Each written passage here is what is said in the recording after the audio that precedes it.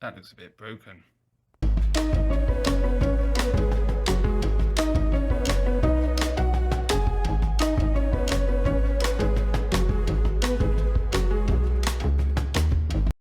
Hello and welcome to another MrBetaByte video, and this one's a little bit different insofar as we've had a return.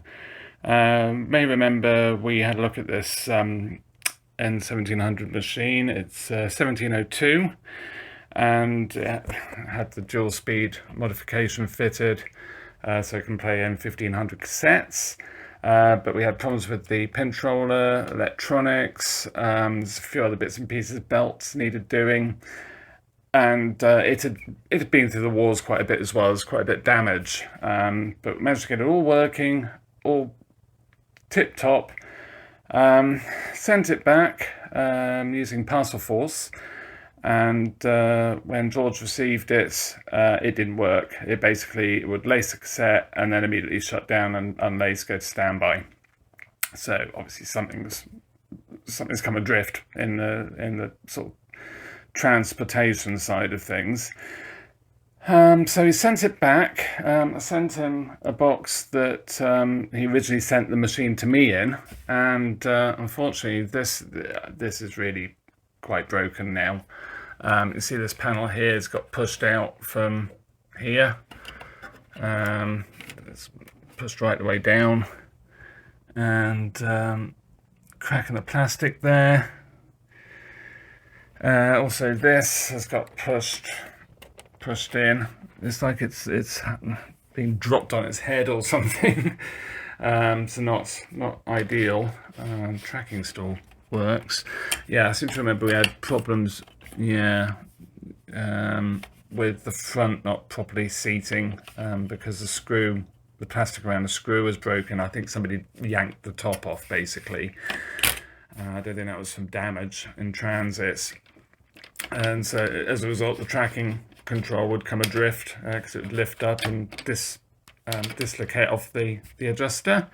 But that seems to be fine. Everything else seems to be okay.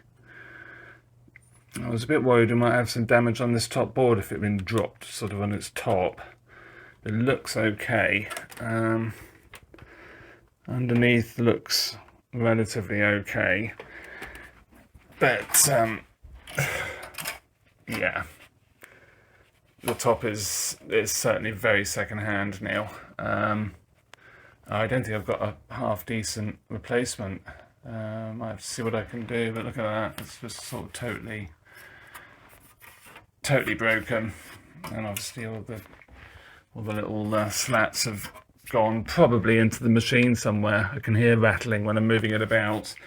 And when George tried it, his lead broke, centre pin, and it's still in there, so I'm going to have to get that out as well.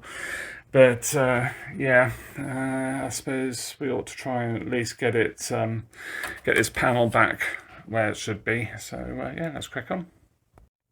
Well, other than the physical damage to that hinge, it looks like the print is cracked here. That's quite a definite sort of something going on there. But this is all grounded anyway. It's all, I mean, this is linked to this via sort of around the board, and so I'm not terribly worried about that, and it's for tuning anyway, which we're not going to be using. In the fullness of time, just for my peace of mind, I probably will put just a wire jump over, just to make absolutely sure we've got full ground there. But otherwise it seems okay. I've picked out a couple of bits as well, plastic, and not all of it seems to be in there. Some of it's probably fallen out into the box, to be fair, but yeah, I'll get this mounted properly, and I suppose, well, I might have a look underneath. I noticed this was bent as well. The top loading system does seem to suffer on this machine quite a lot, because I had to straighten it last time. But anyway, yeah, I'll get this mounted properly, and we'll crack on. Well, it's the front surround taken off. Yeah, you can see what's happened there. It's pretty badly smashed. It's a clean break, so yeah, I probably will use some super glue, I think. It's not really the strongest sort of assembly really, but I mean, normal use it'd be fine, but obviously this has had a hard life in transit, and it's just smashed it straight off, and it's old plastic as well. So anyway, I'll get that glued and get that put back on, and we'll have a look underneath. Everything else looks pretty okay. So yeah, we'll see. But anyway, yeah, I'll get that glued and we'll take it from there. So I've glued that back together.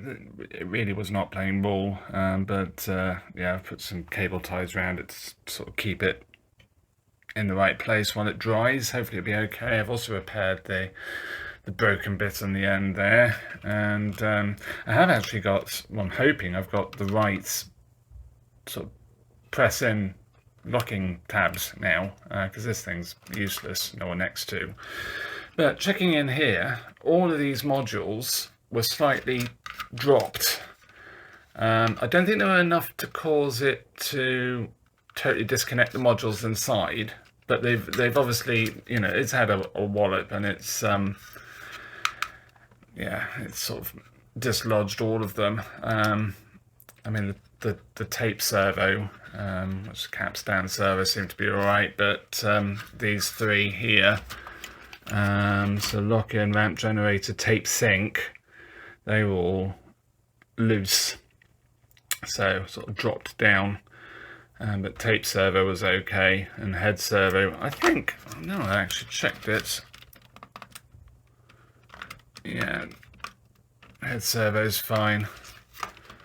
And the capstan was fine, so I don't know.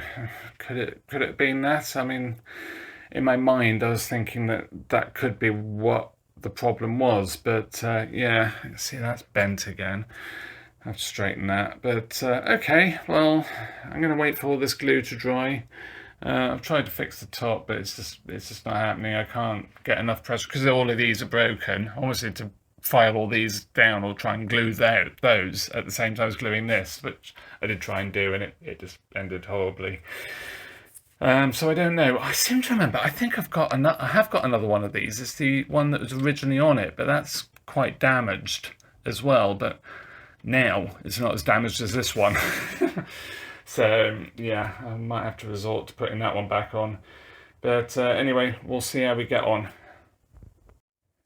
So the mystery deepens a little bit. I've got the scrap 1702 back out, and this is the original top for the other one, and this is in better condition now. So I'll just put this back on, and that'll be fine, because we're trying to repair that other one's going to be a nightmare. But this seems much more like I would expect. I think the other one, I think that might have dropped. Maybe? I don't know, I'm going to have to check. But that is slightly proud. And obviously the head disc is running perfectly fine on it. I wondered if there was a washer missing or something, but there isn't. It's literally one surface against the other. Obviously calibrated, I'm guessing, to be perfect when it's sort of resting. It uses gravity to sort of seat itself and get the clearance. But yeah, it's just really very bizarre. What's happened to the other one? Because that was running absolutely fine. I will have a look at my original video on doing George's 1702, just to see if there's any clues, but yeah, it's just really odd. I can't quite make out why that's dropped. So yeah, just looking at this, it's actually a really tidy machine. Maybe one day I'll get it going. Even scrap is fixable. Let's crack on. I've inadvertently glued the top cover to my shirt. Okay, so I've put the other head disc into the damaged machine. Got this one back, and in the damaged machine, it's actually absolutely fine. So if I put this in here,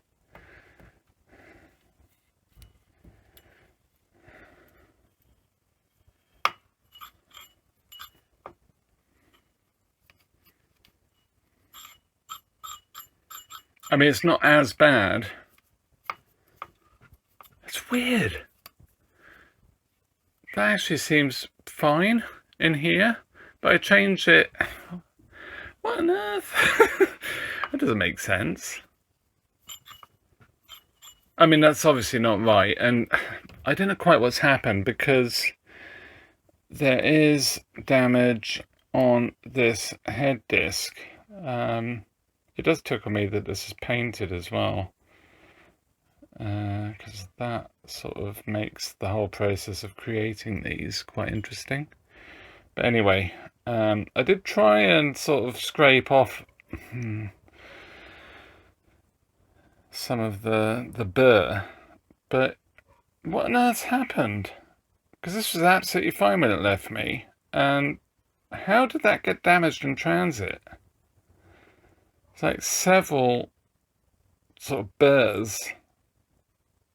The drum is fine as well, which I just can't get my head around what's happened. Anyway, now I'll put this back in the scrap machine. I've also got what's left of the top cover.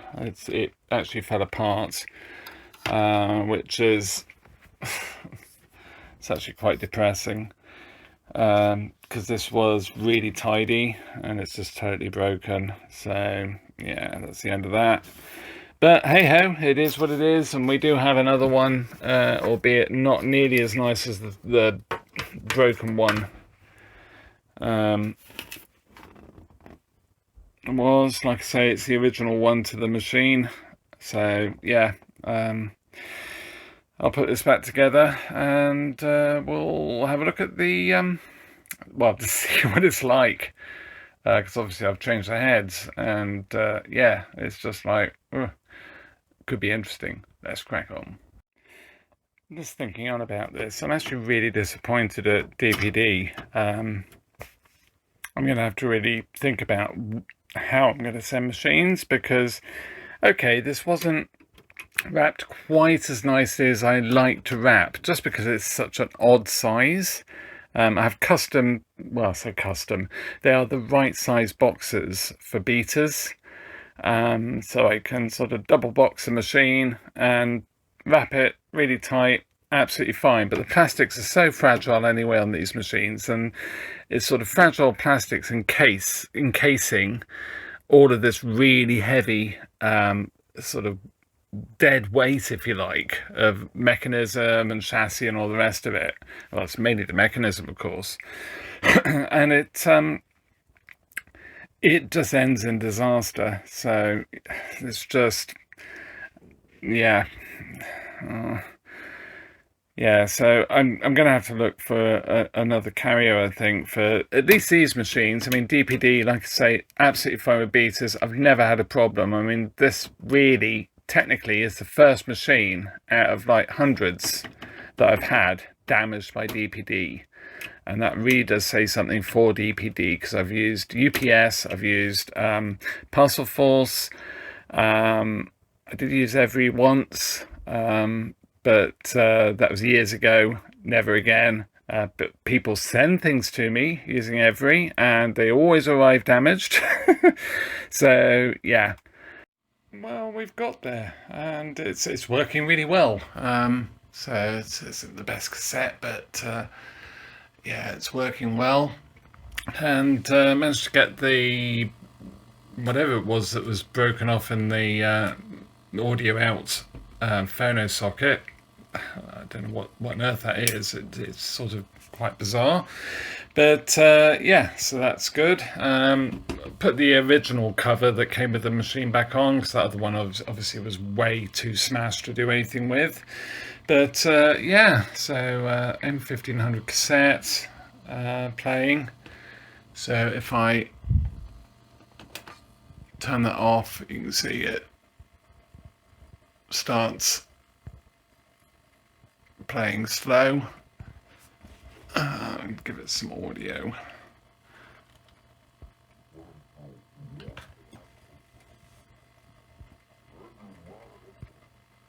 And then back to M1500. So that's working well. The only other issue I had was the video because it's got like the video out sockets. The video out was really very, very dark and just terrible. And it turned out that where the lead was soldered onto the PCB on the bottom, it was actually the screen of the cable was actually touching one of the pins of one of the modules. So I just moved it out the way and it's fine. So yeah, really pleased with that. But yeah, it's working well. Rewind is working better than ever. That seems to have settled down because it was a bit sort of laboured. But yeah, it's great. So yeah, really pleased to have got this back up and running yet again. This poor machine, it's amazing how well it's done, really, considering. But yeah, it's working, and I can go back to George, and hopefully it will arrive in one piece. So yeah, really weird with that scratch damage on the head drum, and I will have a look at that again and to see what I can do. Because the drum's painted, it does make it a bit more difficult to do anything with, to be honest, to get that burr off. But anyway, we'll see. So with that, thank you very much for watching. I hope you enjoyed this one, and hopefully see you in another video. Bye for now.